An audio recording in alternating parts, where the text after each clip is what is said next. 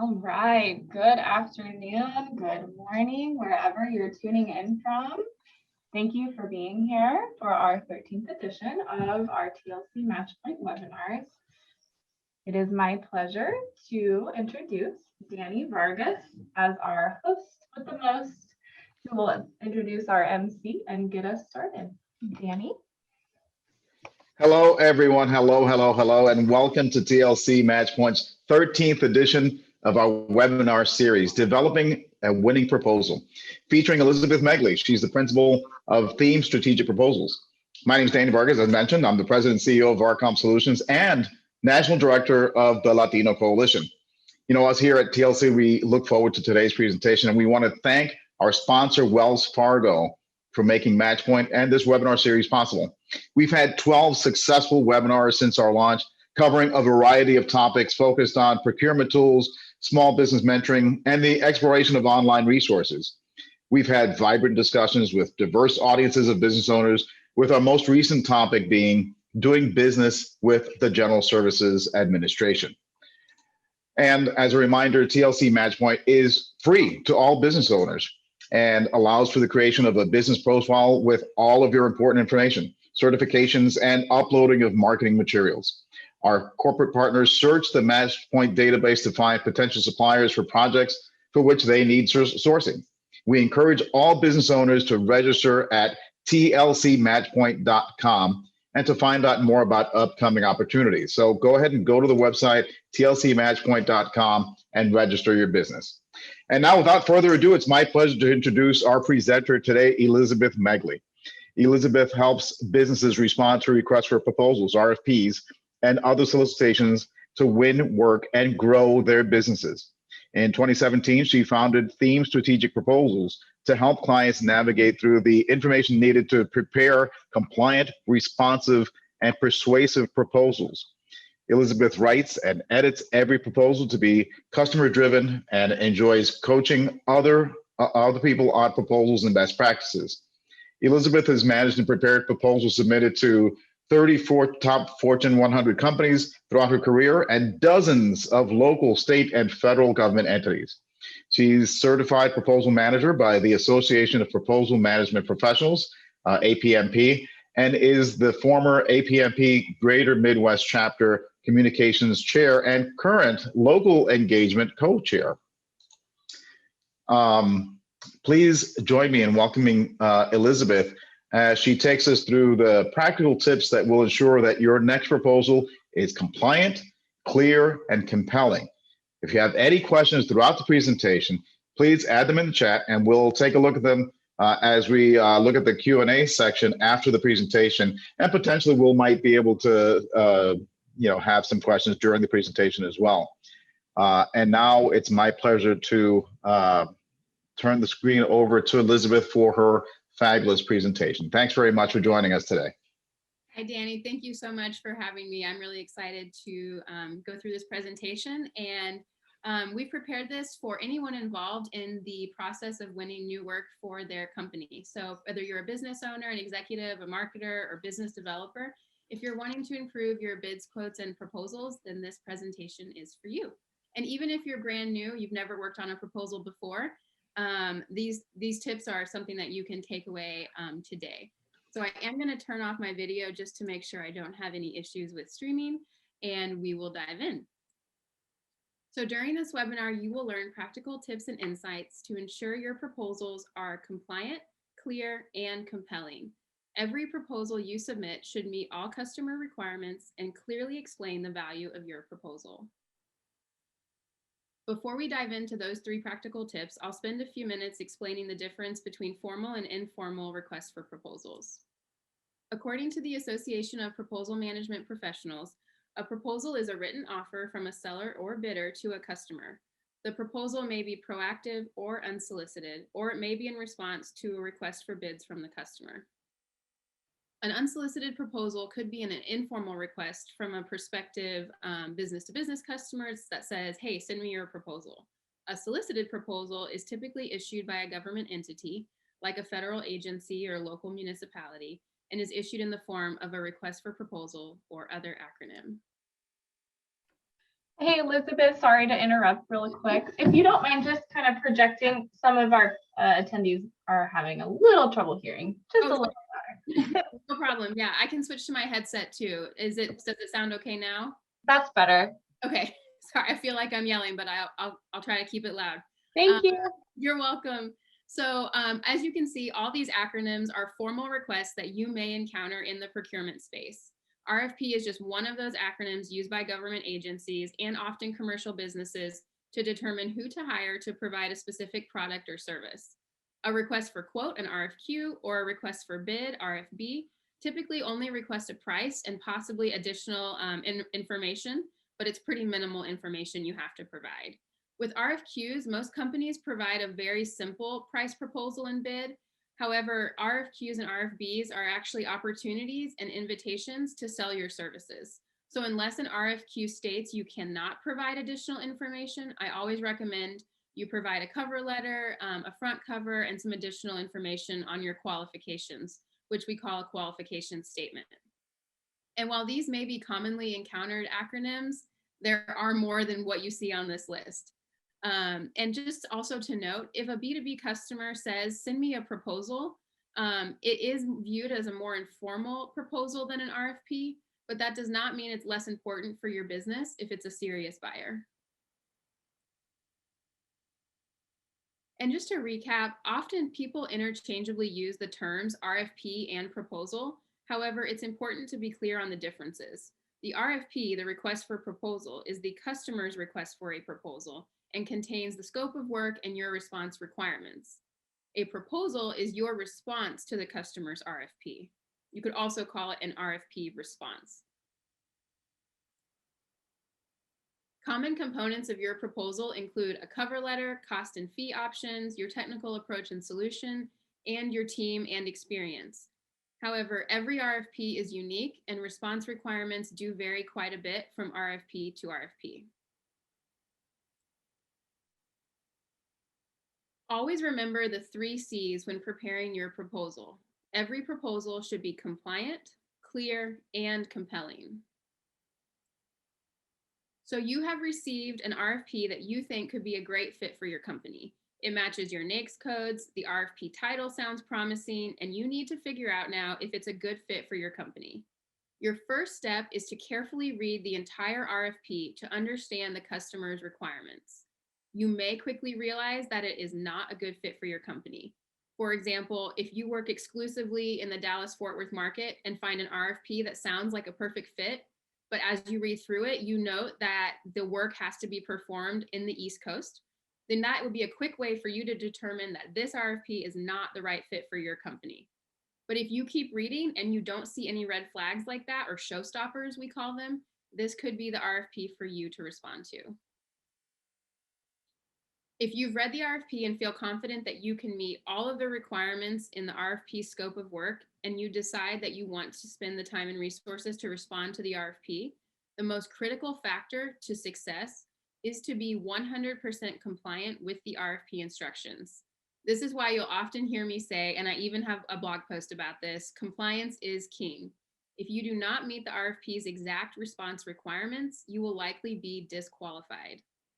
While this can sometimes feel unfair if you've gone through this process and actually been disqualified, procurement agencies are strict about these deadlines and response requirements being met to ensure fairness in the procurement process.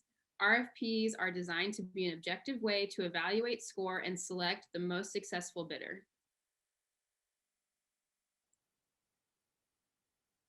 Once you've read the RFP and determined whether or not you want to respond, it's time to prepare your proposal outline.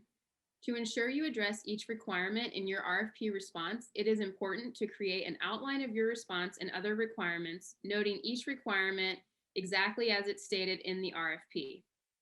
It's also important to follow the RFP's exact structure for how to organize your response. Sometimes this is very clear, and other times it's like putting puzzle pieces together throughout the RFP to determine what the structure of your proposal should look like. Following this webinar, TLC MatchPoint will be posting several resources that I've provided, including a Word document proposal outline tool so that you can get started using this tool today. Most RFPs do contain a proposal submittal section that clearly lays out the information your proposal must include and the order that it needs to be provided in. I like to use that section of the RFP as the basis for my proposal outline, and then add any other additional requirements outside of that section. Sometimes there are required forms or registrations that need to be completed that may not be listed in that section. So that's why it's crucial to clearly, to thoroughly read your RFP as you're planning your response. If you work best with paper, I recommend printing out your RFP, grabbing some highlighters and Post-its, and flagging the items listed on the following slides. These are response requirements frequently included in RFPs and are important items to note in your response outline and to look for when you're reading the RFP. For example, the schedule. Is there a mandatory pre-proposal conference? What is the deadline and format to submit questions in? What is the proposal due date? Are hard copies due or electronic copies, or are both due? You also want to make sure that you note any registrations. Sometimes these can take a week or longer to complete and could prevent you from submitting a compliant bid. And also keep an eye out on the website that the RFP is posted on for any questions and answers or addenda. An addendum is a new piece of material or a revision added as a separate document after the initial RFP is released. You will have to review all addenda and make sure you incorporate these changes into your proposal. Often you have to acknowledge receipt of addenda in your proposal as well. And again, any of these little requirements could be reasons you get disqualified if you don't follow the rules to a T. Other common requirements you may encounter could be years of experience that your personnel have, number of years of experience your business has, or the size of projects and past performance you have. It's important to note that not having the specific years of experience or other experience or qualification standards could result in your proposal receiving a low score or being deemed non-responsive or non-compliant. Also, completing a form incorrectly could disqualify you or cause you to lose precious points in your total score. As an example, if you don't sign a bid submission form, you can be disqualified. I've heard a horror story of this actually happening to a company where their proposal was 100% compliant, but they sadly forgot to sign the very first page, which was a mandatory bid submission form, and they were disqualified.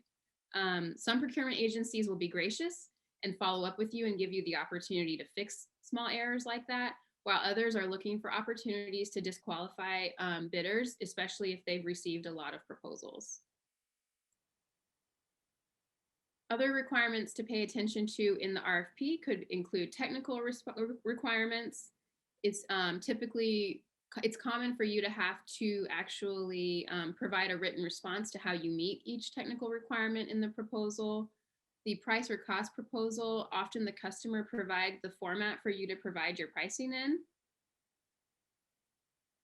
And it's also important to note requirements that you, as your company, need to provide as soon as the contract is executed. For example, an insurance certificate naming the government as an additional party. If it's easy information to provide or complete, I often recommend that you complete this information during the RFP response process and include it in your proposal to show that procurement department and client that it's easy to do business with you and that you are ready to begin work immediately. Before we move on to our next section to talk about how to make your proposal clear, I want to pause to see if we have any questions in the chat so far. So Liz, it's Danny. While we wait for questions in the chat, there is one question that I thought I'd pose to you at this point. As a business owner myself, I think one of the important things that I keep in mind with any RFP is whether or not to even invest the time, the effort, the energy, and the money for submitting a proposal, because it takes a lot of work and a lot of effort and a lot of expense to prepare a proposal. So I just wanted you to take a moment just to emphasize how important this portion of reviewing an RFP is to determine whether or not a company should even consider going through the effort to invest in preparing a proposal. You're so right, Danny. Even the smallest of RFPs could take a company up, more than 30 or 40 hours of time to respond to, and that would be a very, very low conservative estimate of the time involved.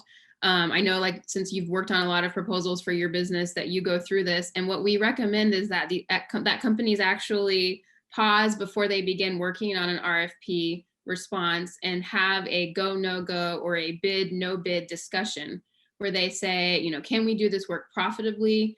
Are we a competitive bidder? Do we have a 1 in 3 chance of winning this contract? And are there any showstoppers or issues with the requirements that we can't meet? Going through questions like that early on will help save you time and heartache in the long run. And also, because this is such a large level of effort to respond to these, save your team significant time and resources. This is not a one-man show. Putting together a winning proposal requires people from all different departments in your company. And for a small business, this could mean maybe everyone on your payroll. So it's quite a large level of effort. And that's also why we always recommend trying to develop relationships with these buyers and government entities before an RFP is issued. You really want to make sure as much as possible to have a relationship with the customer before you spend the time submitting proposals. Thank you very much, Liz. Yeah, you're welcome. Did we receive any questions, or should we keep going? Let's go ahead and keep going. Yeah, sounds good. So once you've confirmed that you can meet all of those compliance requirements, we'll move on to developing quality content for your proposal. So it's crucial that your proposal has a clear winning message. Always write in a client-focused manner. An easy way to do this is to make sure the sentence structure references the client name before your name. Another trick is to keyword search your Word document to see how many times you use the client's name compared to your company name. And hint, you should always use the client name more than yours. While we could spend a lot of time on writing clear and compelling content, we'll briefly review 7 keys to focus on as you begin writing. Always use the customer name before your name. And as you write, try to focus on helping the customer envision the implementation of your product or service through storytelling and using customer testimonials and quotes. Addressing a relevant pain point and offering a solution in your proposal helps build trust with your customer. Also focus on sticking to answering questions in the RFP and don't provide pages and pages of additional information the client did not request. Provide clear solutions that address each pain point or goal of the buyer. You also want to establish and follow a style guide. Your style guide should provide guidelines for how you refer to the customer, your company, and grammar guidelines like whether or not to use the Oxford comma. An additional handout or resource that I've provided is a 1-page style guide for you to use as a starting point. So if you're like, what is the style guide? Where do I begin? We've provided one for you, and you're welcome to update that to match your company's preferences. It's also important to quantify and qualify your claims with past performance and relevant metrics. So don't just say you're the best. Instead, provide a quote, a qualification from your customer that describes how you guys are the best, and quantify with metrics as much as possible. And we'll get into that more when we talk about how to develop compelling content. Always avoid unsubstantiated claims, like saying that you are that you have the world's best cup of coffee, for example, unless you really do have the world's best cup of coffee. And also work on eliminating noticeable cliches. Cliches are worn out phrases that have lost their meaning and effectiveness, and they really do suggest lack of thought to the customer. If a phrase rolls off your tongue, it's probably a cliche. Commonly used cliches in proposals include, thank you for allowing us to submit our proposal. Thank you for the opportunity to submit our proposal. We are pleased to present our proposal, or something like, our team of experts will hit the ground running. You also want to cut out overused buzzwords. Avoiding buzzwords like cutting edge and best in class will help your proposal to be clear and succinct. These statements take space and they add little value. And again, the exception here is if there are surveys or metrics which prove your company truly is best in class, then you could use that phrase, but only if you back it up with a proof point. And sadly, this is what customers hear when you use these worn out phrases, worn out cliches, buzzwords, and unsubstantiated claims. Instead of kicking off your cover letter and your proposal saying, thanks so much for the opportunity, we're so pleased to submit our proposal, use those first few sentences to speak to the customer and describe the challenges they face and the solution that you're proposing.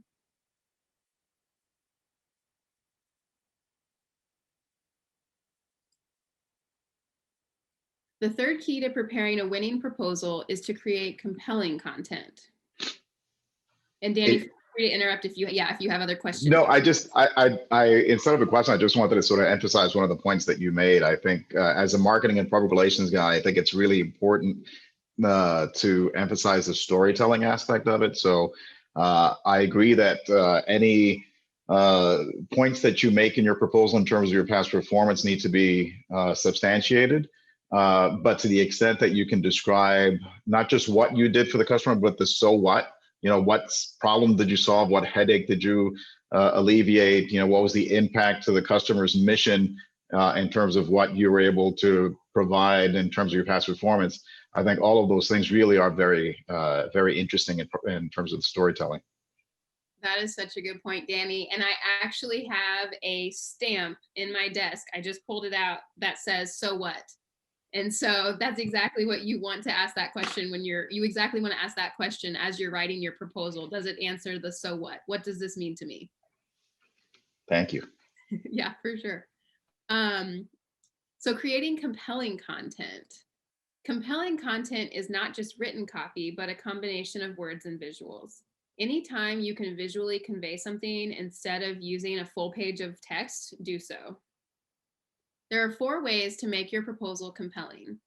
Have a professional proposal template, incorporate meaningful visuals, provide proof points, and use win themes. Your proposal template should contain a front cover, table of contents, a cover letter. Your Word document should have paragraph styles built into it, so it's very consistent.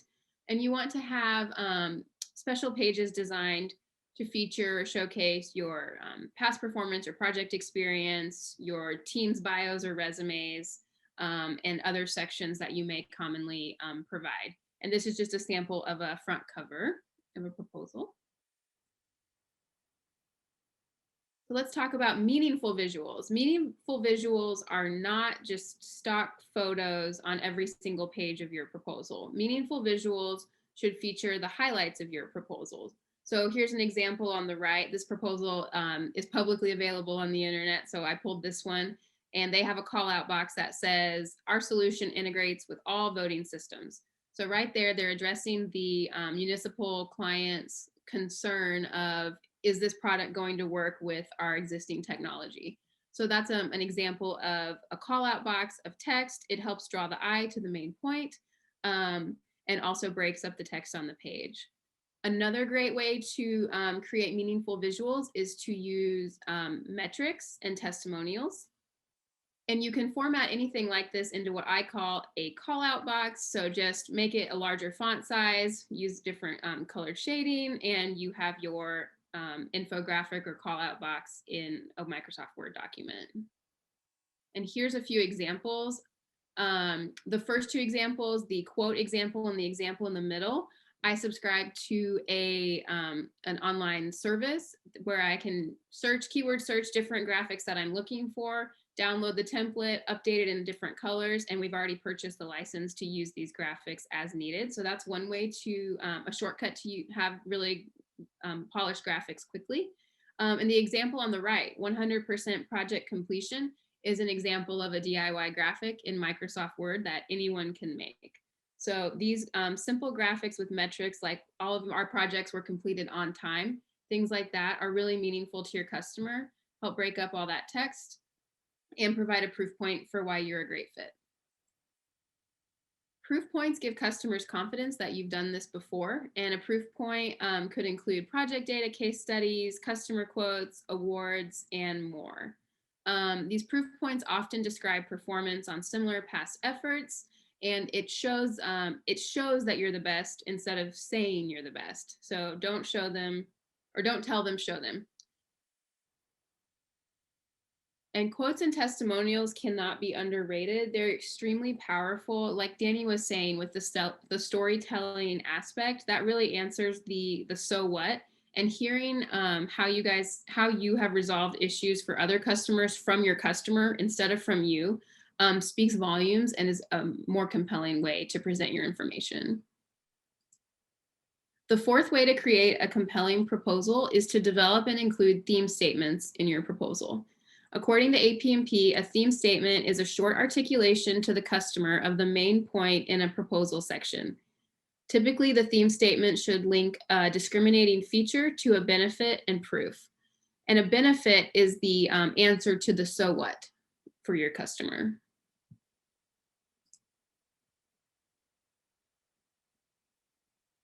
A win theme must contain a feature, a benefit, and a corresponding proof point.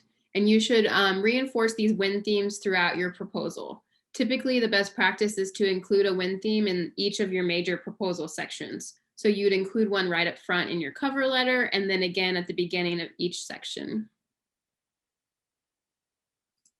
An example of a win theme is the city of Kansas City can achieve a cost savings of 25% of the total project cost by using our proprietary monitoring database, which will enable us to meet the reporting schedule using only 6 analysts instead of 8.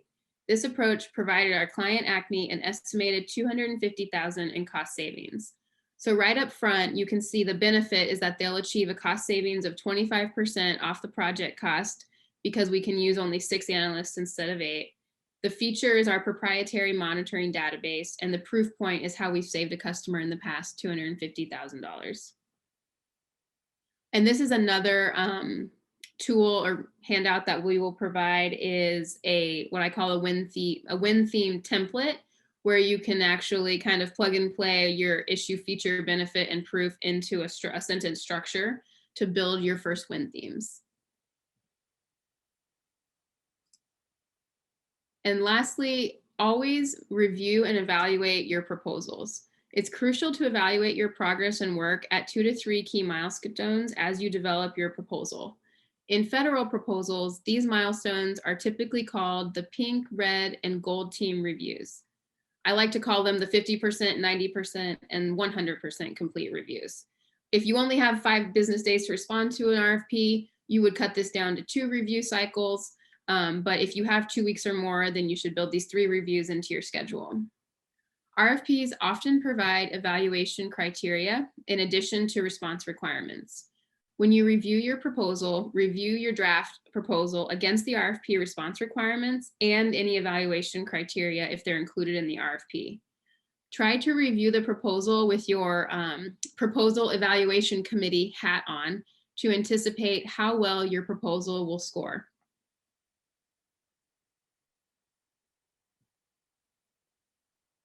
And before we move on, I just want to pause to see if we have any questions from the audience. I know, Danny, you may have a few questions as well. I always have questions, but you know what I may do is I may throw one out as a bit of a curveball. So when I was in the Air Force and we would prepare for a presentation, we would do something called a murder board, which was basically a set of friends that would get together and you would do your presentation in front of them, and it would be their job to throw as many arrows at you as possible to make it as hard as it possibly could be, so that you can be prepared when you do an oral presentation. You can be prepared for the tough questions. Is that something that you also help your clients be prepared for? That is, yes. So I do the exact same thing with that oral presentation prep, is put together a list of all the possible questions we can think that the client may ask, and then ask everyone else on the team to do the same. So like you said, we can try to be prepared for anything that may come up and ask the awkward, hard questions. Those are always fun. They're very, very entertaining. You know, there is one thing that sort of occurs to me as we went through this presentation. I want to make sure our audience, as daunting as some of this may seem, it really is just paying attention to the details, right? So I don't want anyone to feel discouraged in terms of the work involved with preparing a proposal. The outcome of winning one of these solicitations really does provide your company some great benefits in terms of both revenue and exposure and growth potential. So don't be intimidated per se by the details involved with preparing a winning proposal. Even though I'm pretty good at writing losing proposals, but don't be discouraged. So keep at it. Find ways to respond to RFPs and get involved in the bidding process. It really does get your business some significant exposure. That's so true, Danny. I think the hardest part is getting started, right? So that first proposal may not necessarily feature all of the best practices that we reviewed today, but you just commit in every proposal to do something that improves upon the last one you did. So if you don't have graphics in your first proposal, that's okay. Review it, identify ways you could incorporate graphics, and then plan to include those in the next one. So just build upon your success and get better every time. Liz, did you have additional slides, or can we go ahead and go with a couple more questions? Let's go ahead and go through questions. I have a couple wrap-up slides we can do at the end. So one of the questions that I know came to me previously was, what is the one thing that businesses tend to forget that hurts their chances in the award process? One thing. I feel like it's so circumstantial, but something that comes to mind immediately are taking no exceptions to the standard terms and conditions or the standard contract.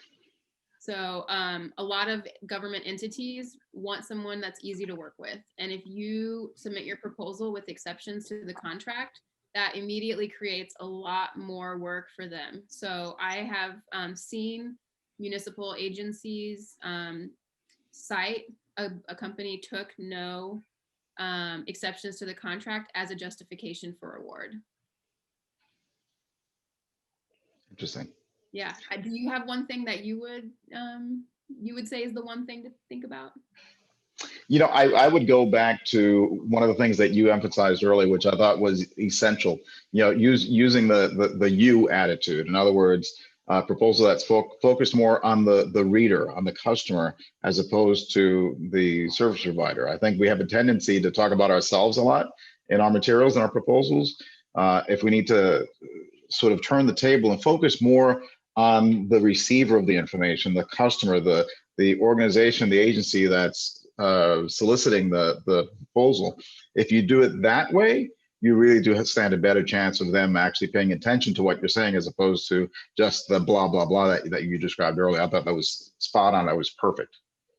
Yeah, you're so right. That is a huge one. And it's a hard habit to break because you're so used to in your marketing materials saying, theme does this, theme does this, theme does this. And instead it's our customers can win game-changing contracts by partnering with someone like theme. So you really just have to, it takes a little work to get your brain out of that cadence of talking about yourself, but it really does pay off. That's excellent. I did get one additional question that I thought was interesting, and this sort of gets to the heart of the matter. So how do we find opportunities that best fit our businesses? Where do you go to find them? Yeah, exactly. I'm sharing my screen again because I do have a slide for this. So there's not, unfortunately, that one-stop shop to find all the opportunities that might be a great fit for your business unless you want to pay a decent amount of money. But there are a few tools we recommend that can help complete quite a few pieces of the puzzle. So I highly recommend you reach out and establish a relationship with your local procurement and technical assistance center. They're called PTACs. They are federally funded centers. Every single state has them, and they exist to help small businesses win federal contracts. They can help you set up a bid search tool for your region that will email you matching results and opportunities, I think daily or weekly. So that's one that I always recommend. Periscopeholdings.com, they used to be called BidSync. They're a pay-to-play company that I've had a lot of success with in the past for especially municipal bids. If you're a company that could do work across the country and you're trying to see, well, when is the city of Kansas City issuing an RFP, and the city of Fresno, and all over the country, they aggregate everything, I think every hour across the whole country, every single website. So they're a great one that if you're really serious about doing a lot of bids, that I would recommend considering investing in. Publicpurchase.com is another one to sign up on. Not every municipality uses them, but a lot do. And you include your NAICS codes and keywords about the services or products you provide. And then when relevant opportunities are posted, you'll receive emails and invitations to bid on those. And for doing federal work, I recommend monitoring beta.sam.gov. It used to be fbo.gov, and you can set up keyword searches there as well, or save searches so that it's easy to check. And the very best source to find out about opportunities is from the client directly. If the client invites you to bid and you already have the relationship with them, those are the ones you really want to take a serious look at and consider investing your time and resources in. And Danny, you may have additional resources that come to mind based on your experience with Varcom. So I do, and I will point out, so they got rid of the beta and the SAM, so it's just all consolidated SAM now. And there's also another federal resource called FedConnect .net that I've used in the past. But I think you're right. I mean, to the extent that you can identify opportunities or requirements early on in the process before they even go to RFP, I think that's the best position to be in. So if you have a client where you have an existing relationship, it's so much easier to grow your business within an existing client base as opposed to penetrating a brand new client base. So I think that advice is absolutely spot on. I would say, so I'm still typing in beta.sam.gov to go to sam.gov apparently. But I would say also making sure that all of your information in sam.gov is accurate and up to date. With the craziness of 2020, I know of a client down in Houston that was actually contacted by the federal government and basically given a sole source award because they needed an 8A company to fulfill a specific contract. They did not have time to wait, and they basically gained a new federal client just by having that information up to date and being easily found. Excellent. So we do have a couple of questions from the audience, if you don't mind. For sure. I'm going to put my glasses on so I can read them. So the first question is, do you have any suggestions for when you get to the second round of the RFP process? Definitely. So the second round could mean a couple different things. Some RFPs are multi-phased. So phase one might be just your technical approach, and phase two might be your price and orals, for example. In municipal solicitations, the second round is usually that shortlist presentation or oral presentation. So that's a whole nother, I guess, ball game. But in that presentation phase, you still want to use the win themes or the theme statements that you developed in the proposal and carry that story through to your shortlist presentation. And again, with your shortlist presentation or your orals presentation, don't do 10 slides on your company history and rah, rah, rah, how great you are. Again, keep it customer focused and focus on the solution and the win theme statements, and practice, practice, practice, right? If you don't practice, then when you get up in front of that customer, you're going to look, that is your practice round, and it's not going to be very polished. So those would be my advice for that round. Yeah, and then the other round is the best and final offer, the BAFO round, where you have to sharpen your pencils, as they say, and give your best price and your best presentation. So those are always challenging as well. That's true. If you know the BAFO's coming, and I am not a pricing expert, though there are proposal pricing consultants I would recommend. If you know the BAFO's coming, then you have to have that little margin in your initial price, right? So that is right. challenging. So the next question, as I put my glasses back on, great advice today. How should we wrap up a cover letter if we're not using "Thank you for this opportunity to bid on such and such"? We look forward to working with you and hearing from you. What are other remarks or language that they can use? I would recommend flipping it to be a call to action. So I don't think it's completely inappropriate to have a thank you in there at the end of the cover letter. I would just make sure to not include that in the first paragraph.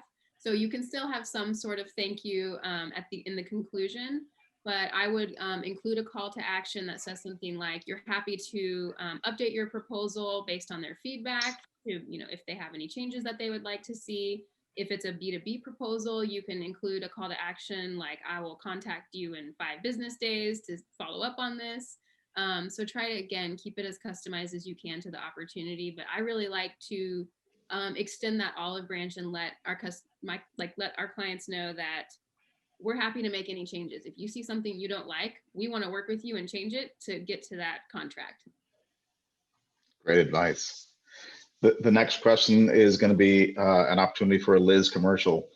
At what point would you recommend a company consider outsourcing proposal preparation assistance? That's a good question. And whoever threw that out there, thank you. It really depends on where you're at in the process. So I like to say my sweet spot is working with companies that have less than 50 employees who've been established for a little while and have a great reputation for the work that they do, but they don't have a full-time person in-house managing and writing proposals.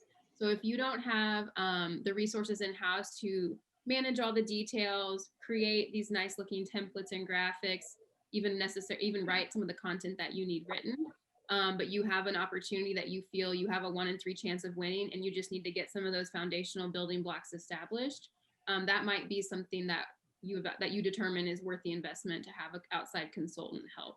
I know some small businesses outsource regularly to have a proposal consultant manage the response, and others may only use a consultant for 1 or 2 key opportunities, and some use a consultant to get their proposal content library established, their templates established, and then they can operate pretty independently. So there's lots of opportunities and help out there if you do need help to get started and feel confident that you're putting your best foot forward. Thank you. And for commercial opportunity number 2, does theme strategic proposals help to locate bidding opportunities, or just write proposals for bidding opportunities that we find? We do help a few key customers monitor opportunities. Like I mentioned, Periscope Holdings, for example, I'm subscribed to that for some clients and we'll monitor that. I'll also monitor sam.gov for customers.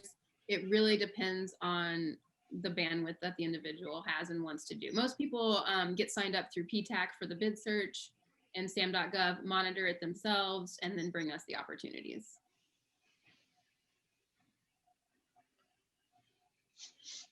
Okay, there's a follow-up question to what you just said. So if we hire you to create marketing or proposal sheets, does the content then belong to us to use again and again? Is it in an editable format so that we can update it later? Interesting. The content belongs to you, absolutely. And then as far as the editability goes, it really depends on what the customer is looking for. So Danny, you might be able to speak to this too, where a brochure, while you could make it in Microsoft Word, is going to look a lot more professional in Adobe InDesign. So we recommend Adobe InDesign for certain materials, even capability statements sometimes. But if you want to be able to update it and edit it on the fly, then we could make something in Microsoft Word so that you have the control, as it were. But most proposal templates we build are in Microsoft Word so that individuals can edit them directly. But I do prefer Adobe InDesign for that professionalism. Yeah, a lot of times what we will do from a marketing perspective is we'll create sort of frames or templates that do have professional graphics around the edges or the borders or the frames, if you will, and that there's editable text blocks in the center, right? So it's the best of both worlds. That's a good point. We do that too. You design it in Illustrator or InDesign, then you place that as an image but in the header or footer of the document, and then have the editable text box. So there's plenty of workarounds people like us come up with, right? That's right. I did have one question for you, Liz, and this is going to be a little bit parochial from my standpoint. When you do go through the process of writing proposal after proposal and submitting after submitting, and you win some and you lose some, and that's as the old saying goes. Is there a point at which, 2-part question, is there a point at which you start to say, wow, winning 1 out of 10, that feels like it's too low? Or so what is the right sort of expectation in terms of that win percentage? First question. Second question is, If it is a low win percentage, is it typically because you're going after the wrong types of opportunities, or might there be something, an issue with your proposal language or your pricing? What are your thoughts on some of those win versus lose scenarios? That's a loaded question. And I feel like there's so many pieces to the puzzle that can contribute. So it's definitely based on the company and the factors surrounding it. But in general, I always recommend, if you don't feel confident that you have a 1 in 3 chance of winning, I would not bid. So that's kind of the advice I give when people are on the fence about whether or not something's a good fit for them, and when they're going through that bid, no bid evaluation process. If you have a really low win rate, I do think it's typically attributed to not having a strong relationship with the customer. And it could also be price related, like you mentioned.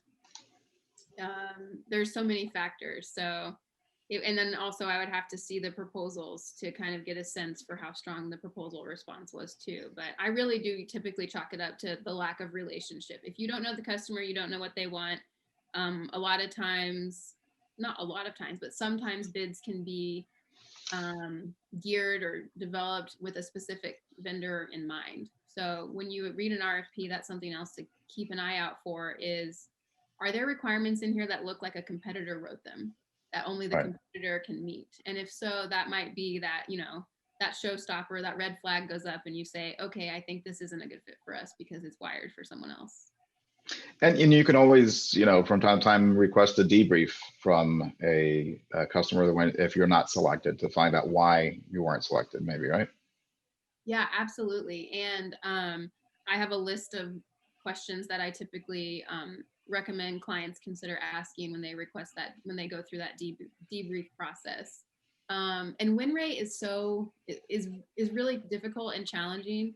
I have some clients I've worked with that amazingly have a 100% win rate. I don't know how. It's been awesome. And then I have clients that have not broken through and won that first prime contract yet, but they're hoping to get there soon. And then I have clients in the middle that have pretty much a 50% win rate, which is still a pretty good win rate. As far as, if you're winning 5 out of 10, that's not bad. So it really depends on a lot of factors. Hey, in baseball, 1 out of 4 is a very good track record. Exactly. Well, I don't think there are any more questions. Let me just double check. If not, I think they've shared your contact information in the chat box. Would you like to be able to share your contact information, Liz, with folks? Yeah, absolutely. So my email address is liz@winwiththeme.com. Our website is winwiththeme.com. And you're welcome to email me. I'd be happy to set up a time to just chat and learn more about your business. Fantastic. Well, this has been phenomenal. I can't tell you how much we appreciate it, Liz. Thank you so much for sharing your expertise with us today. And we'll be sure to continue to share the tips you gave us today with our TLC network and the tools. And additionally, I remember to everyone, please log into matchpoint.com, tlcmatchpoint.com, to create a user profile so our corporate partners can find you for contract opportunities that they're looking to fill. Please note our brand new Hot Topics series beginning in August, where we'll talk about issues relevant to small business today. More information will be given via newsletter in the near future, and you can subscribe by emailing info@thelatinocoalition.com. As always, as I've said before, and I will say again, stay safe, do great business, and thrive. Thank you all for tuning in, and we'll see you next time. Thanks, Liz. Thanks, everyone. Thank you. Bye.